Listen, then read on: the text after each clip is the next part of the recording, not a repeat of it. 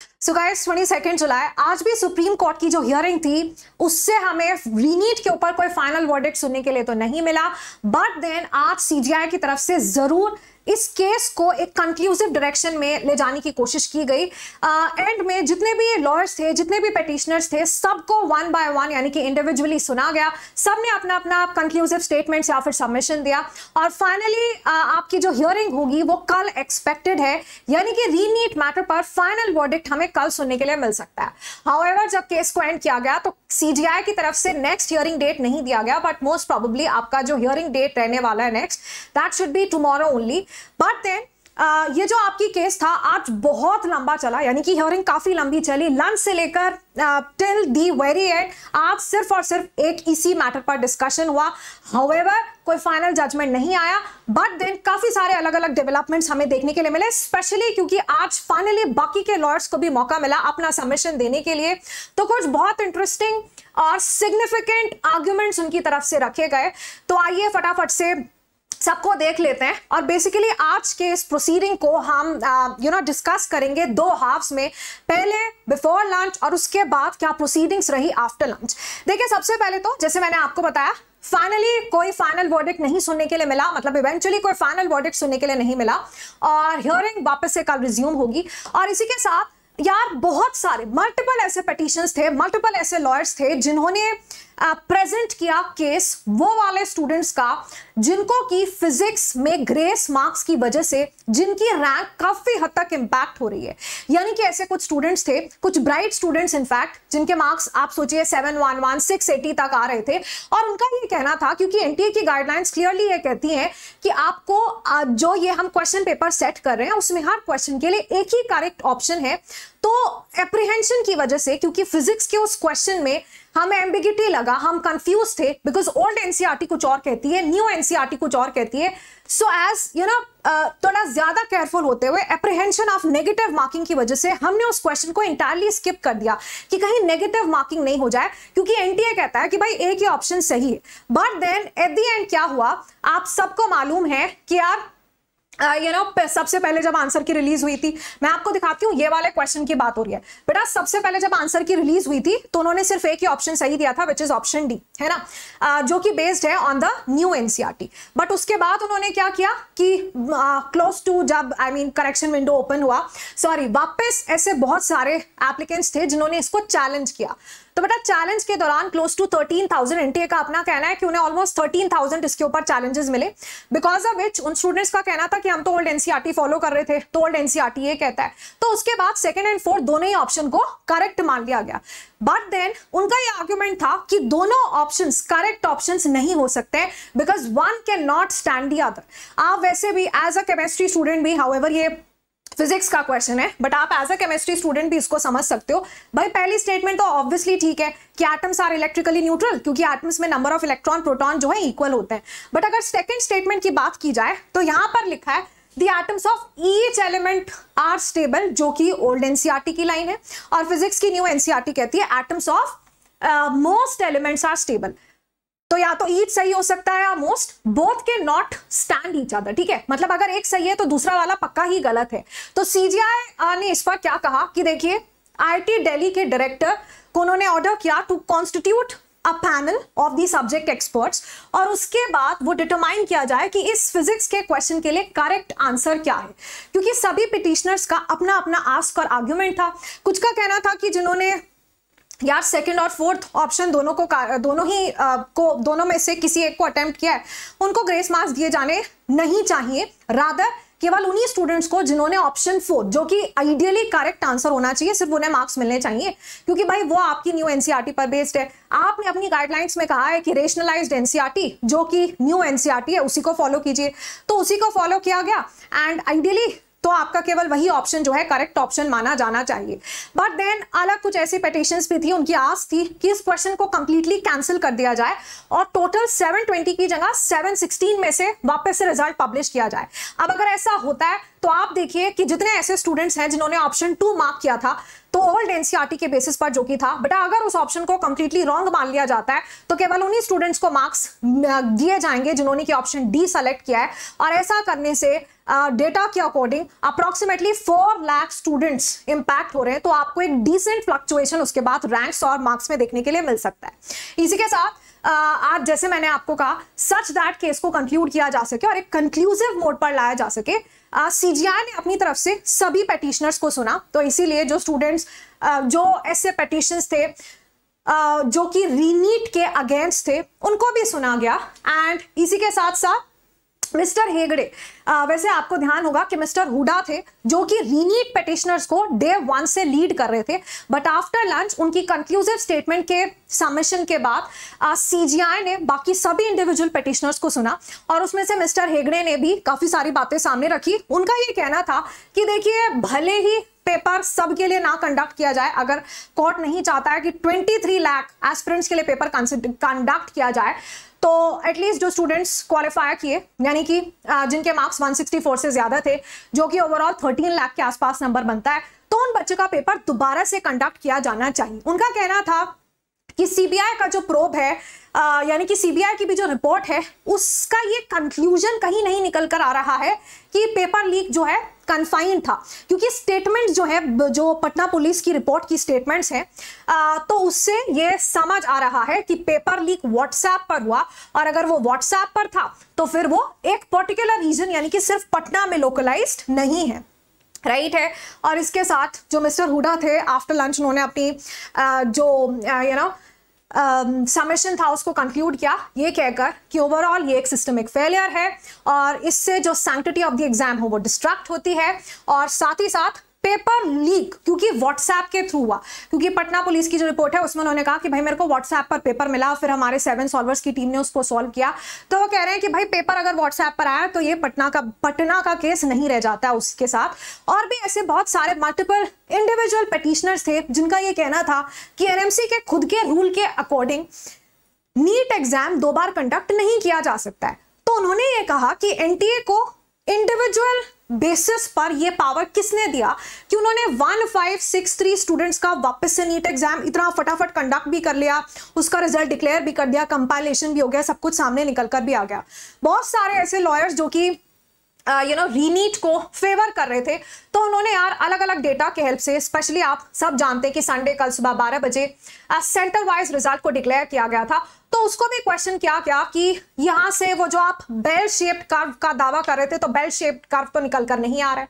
और ऐसे काफी सारे सेंटर्स हैं जैसे कि सिक्कर, राजकोट, जहां पर टॉपर्स की कॉन्सेंट्रेशन नॉर्मल से ज्यादा है, यानी कि जैसे बाकी के सेंटर से अगर कंपैरिजन किया जाए तो टॉपर्स कुछ ही पर्टिकुलर सेंटर्स में कॉन्सेंट्रेटेड क्यों है, करेक्ट है। और ऐसे ही बाकी भी बहुत सारे डेटा को क्वेश्चन किया गया कि यार बहुत सारे पिटिशनर्स का ये कहना था कि एनटीए ने ये 1563 वाला जो नंबर है ये इनके पास कहां से आया, किस तरह से कैलकुलेट किया, इसके ऊपर कोई ट्रांसपेरेंसी नहीं है। और एक्चुअली जब एनटीए से क्वेश्चंस पूछे जा रहे थे तो एनटीए बार बार अपना स्टैंड भी चेंज कर रहे थे। तो अभी मैं आपको बता देती हूँ कि लंच से पहले क्या हुआ। लंच से पहले देखिए, सबसे पहले तो क्योंकि ईओयू की रिपोर्ट और साथ साथ जो पटना पुलिस की रिपोर्ट थी, those were the highlights of the case, क्योंकि सबसे पहले ये प्रूफ होना, अगर रीनीट होना है तो ये जरूरी था कि भाई जो आपका जो क्या बोलते हैं ये लीक था वो वाइड स्प्रेड था, राइट। तो जब वो रिपोर्ट्स को देखा जा रहा था तो एक्चुअली उसमें ना स्टेटमेंट्स कॉन्ट्राडिक्टरी थी। अब उसमें जो अमित आनंद है उनकी अपनी स्टेटमेंट्स कॉन्ट्राडिक्टरी हैं। एक जगह उन्होंने एक स्टेटमेंट में बोला है कि भाई पेपर लीक 4th की नाइट को हुआ, दूसरी स्टेटमेंट में उन्होंने बोला है कि मेरे को जो है पेपर सुबह मिला 5th की मॉर्निंग पर व्हाट्सएप में। अब क्योंकि 2 कॉन्ट्राडिक्टरी स्टेटमेंट रही अमित आनंद की, तो इसीलिए कोई कंक्लूसिव मतलब कुछ भी हम कंक्लूड नहीं कर पाए यहां से। और इसी के साथ जो मिस्टर हुडा थे, जो कि रीनीट पिटिशनर्स को लीड या हेड कर रहे थे, बेटा उन्होंने ये कहा कि कोई प्रोटोकॉल नहीं डिफाइंड था एनटीए की तरफ से। कितना बड़ा सिस्टमिक एरर है कि जो आपने, जैसे कि स्टूडेंट से टाइम ओवर हुआ, आपने स्टूडेंट से ओएमआर शीट को कलेक्ट कर लिया। अब ओएमआर शीट कलेक्ट करने के बाद आइडियली बिल्कुल साथ 15, 20, 25 मिनट के अंदर उनको साथ सील कर दिया जाना चाहिए। तो ये इतना टाइम गैप क्यों है ओएमआर शीट के कलेक्शन और उसके बाद जो है सीलिंग में। एंड इसी के साथ साथ उन्होंने हाउएवर ये भी कहा कि भाई देखो बहुत सारे प्राइवेट स्कूल्स में एग्जाम कंडक्ट कराया गया, तो आप प्राइवेट हैंड्स में सारे के सारे OMR शीट थे, तो यहाँ पर गड़बड़ का काफी स्कोप है। हाउएवर आप खुद ही सोचिए, अगर नंबर ऑफ एस्पिरेंट्स इतने ज्यादा होंगे, आप सोचिए आप 24 लाख एस्पिरेंट्स हैं, तो केवल गवर्नमेंट स्कूल से तो नहीं होगा ना, तो ऑब्वियसली अलग अलग सेंटर्स आएंगे, those will definitely include your private centres as well, right. और फिर उन्होंने क्वेश्चन किया ग्रेस मार्किंग को कि कैसे दे अराइव्ड एट दिस नंबर 1563, क्योंकि एक्चुअली एनटीए खुद ही अपनी बातों से पलट रहे थे। पहले उन्होंने कहा कि नहीं यहाँ पर जो है करेक्ट पेपर डिस्ट्रीब्यूट हुआ, फिर उन्होंने कहा नहीं यहाँ पर करेक्ट पेपर डिस्ट्रीब्यूट नहीं हुआ। आप सब जानते हैं कि वैसे तो SBI वाला पेपर जो है डिस्ट्रीब्यूट होना चाहिए, बट काफी सेंटर्स पर ऐसा हुआ, मतलब इन टोटल 8 सेंटर्स ऐसे थे जहां कैनरा बैंक वाला पेपर डिस्ट्रीब्यूट हो गया था। तो एनटीए ने कहा कि देखो कैनरा बैंक वाला और SBI बैंक वाला दोनों का डिफिकल्टी लेवल सेम था। ज्यादातर जो हमारे सेंटर्स थे उन पर तो क्या हुआ कि हमने गलत पेपर, जब जो सेंटर कोऑर्डिनेटर्स थे उन्होंने डिस्ट्रीब्यूट कर दिया, तो फिर उन्होंने वापस नहीं लिया पेपर को एंड उसी पेपर को चलते रहने दिया। लेकिन कुछ जगह ऐसी थी कि सेंटर कोऑर्डिनेटर्स को रियलाइज हो गया कि भाई हमने गलत पेपर डिस्ट्रीब्यूट कर दिया है, तो उन्होंने वापस लिया और कुछ टाइम बाद जो है उनको SBI बैंक वाला पेपर ही दोबारा दे दिया। अब ऐसे कुछ सेंटर्स पर तो टाइम को कंपनसेट किया गया, बट ऐसे कुछ सेंटर्स थे जहां टाइम कंपनसेट नहीं किया गया, यानी कि बच्चों का इस वजह से काफी ज्यादा टाइम वेस्ट हो गया और उनको टाइम नहीं दिया गया, तो इसलिए हमने ग्रेस मार्क्स दे दिया, है ना। बट देन एनटीए ने यहां भी कॉन्ट्रडिक्ट किया कि कौन से सेंटर्स में एक्चुअली जो है गलत पेपर डिस्ट्रीब्यूट हुआ था, कहां से वापस लिया गया, कौन से सेंटर्स में जो है ग्रेस मार्किंग की गई। तो इसी तरह के आर्गुमेंट्स चलते रहे एंड मिस्टर हुडा का कहना था कि भाई देखो ग्रेस मार्किंग के ऊपर तो कोई भी ट्रांसपेरेंसी नहीं है, एंड स्पेशली आज जब सुप्रीम कोर्ट पूछ रहा है तब जाकर जो एनटीए सारा का सारा डेटा प्रेजेंट कर रहा है। जब हमें दिखाई दिया कि 718 और 719 जैसे मार्क्स पॉसिबल नहीं है, तब जाकर एनटीए ने माना कि हाँ मैंने ग्रेस मार्क्स दिए थे। फर्स्ट प्लेस पर क्यों नहीं किया गया कहा गया, या फिर जो कैनरा बैंक वाला पेपर था उसमें भी approximately something a little more than 3000 students ने वो पेपर दिया, तो उसकी तो कोई आंसर की रिलीज नहीं की गई, तो फिर आपने उसको कैसे इवैल्यूएट किया? उसमें भी तो कोई क्वेश्चन गलत हो सकता था, उसको भी कोई बच्चा चैलेंज कर सकता था, बट आपने कभी डिक्लेयर नहीं की वो वाली आंसर की। मतलब आपने इस मैटर को छुपाना चाहा, और जब बात सुप्रीम कोर्ट तक पहुंची तब आप डेटा प्रेजेंट कर रहे हो और तब आप मान रहे हैं कि इस तरह से पेपर का डिस्ट्रीब्यूशन एंड ये वगैरह वगैरह में डिस्क्रिपेंसीज थी, राइट। However, CGI ने इवेंचुअली मिस्टर हुडा को लंच से पहले ये कहा कि ये सब ठीक है, मान लेते हैं आप जो भी कह रहे हैं वो सब अगर ठीक भी है ना, आपकी बहुत सारे डिस्क्रिपेंसीज हुई हैं और सब कुछ वैलिड भी है, तो इससे ये कहां प्रूफ होता है कि ये सारे के सारे डिस्क्रिपेंसीज पेपर लीक का कॉन्सिक्वेंस है, या फिर आप ये कैसे प्रूफ कर सकते हैं कि पेपर लीक वाइड स्प्रेड था। यानी कि उन्होंने कहा कि मुद्दे पर आइए, और मुद्दे की बात अगर की जाए तो बात यह है कि पेपर लीक वाइड स्प्रेड था या नहीं, क्योंकि अगर नीट एग्जाम को दोबारा कंडक्ट कराना है तो आपको यह प्रूफ करना पड़ेगा कि जो पेपर था वो मास लेवल पर लीक हुआ। तो आप जो कह रहे हैं उसको एक्सेप्ट कर भी लिया जाए, है ना, तो इससे कहां प्रूव होता है कि पेपर लीक जो है वाइड स्प्रेड था। उसके बाद मैंने आपको बताया कि मिस्टर हुडा ने अपना फाइनल सबमिशन लंच के बाद यही दिया कि देखिए मैं जो है ये बताने की कोशिश कर रहा हूं कि कैसे ये एक ओवरऑल सिस्टमिक फेलियर है, जिससे कि एग्जाम की सैंक्टिटी डिस्ट्रैक्ट होती है। और क्योंकि अमित आनंद का कहना है कि भाई उनको पेपर जो है व्हाट्सएप पर मिला, तो आप इसको जो है ना लोकलाइज्ड इशू नहीं मान सकते हैं। तो हम ये नहीं समझ पा रहे हैं कि पेपर लीक का एक्सटेंट क्या था, है ना। अब यार काफी हद तक आपको समझ आ गया होगा कि केस किस डायरेक्शन में बढ़ रहा है। आई नो ऐसे डिलेमा में रहना बड़ा ही एग्जॉस्टिंग है, मेंटली बहुत ज्यादा टायरिंग है, बट आई होप कि आप ये समझ पा रहे हैं कि केस किस डायरेक्शन में जा रहा है। हाउएवर मैं अपना कोई इंडिविजुअल ओपिनियन नहीं दूंगी, एंड मैंने आपको एज इट इज जो केस जैसे प्रोसीड किया मैंने आपको समराइज किया है। अब क्या होगा क्या नहीं होगा वो हम डेफिनेटली उसके लिए हमें इंतजार करना होगा ऑनरेबल सुप्रीम कोर्ट के जजमेंट या हियरिंग का। एंड मोस्ट लाइकली, क्योंकि जिस तरह से आज सबकी फाइनल कंक्लूडिंग स्टेटमेंट्स लिया गया, बेटा मोस्ट लाइकली जो आपकी हियरिंग है वो आपका नेक्स्ट हियरिंग पर फाइनल वर्डिक्ट आप जरूर एक्सपेक्ट कर सकते हैं। आपका क्या मानना है जरूर मेरे साथ शेयर करना इन द कमेंट सेक्शन। और इसी के साथ बेटा आप टाइम ज्यादा नहीं बचा है ना। यू ऑल्सो नो कि नीट 2025 अगर if that is your aim, तो अब आपके पास सिर्फ 9 मंथ्स बचे हैं। जरूरी है कि एक सिस्टमैटिक अप्रोच के साथ, कंप्लीट फोकस के साथ आप उसकी तैयारी में जुट जाएं, जिसमें हम भी आपकी मदद कर रहे हैं। अभी आपके पास बहुत अच्छा मौका है, जहां पर जस्ट फॉर ₹4,999 बेटा ये मौका सिर्फ कुछ ही दिनों तक वैलिड है।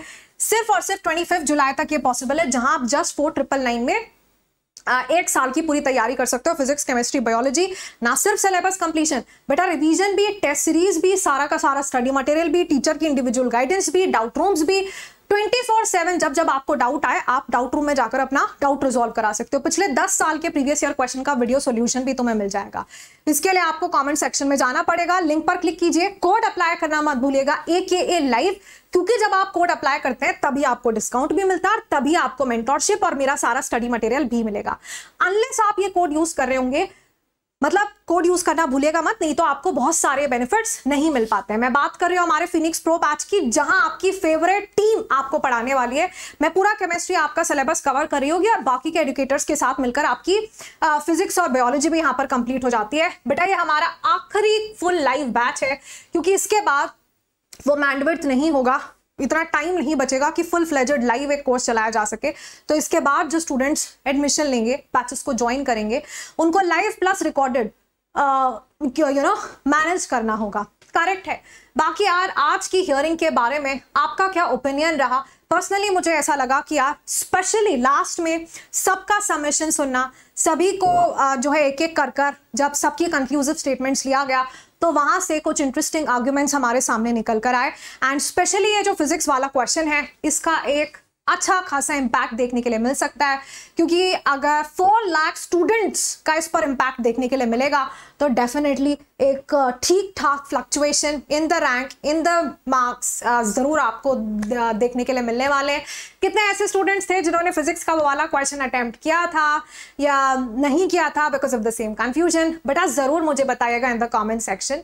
And that was all. आपका और क्या ओपिनियन है इसके बारे में? Do let me know, I will go by the comment section definitely. Thank you so much.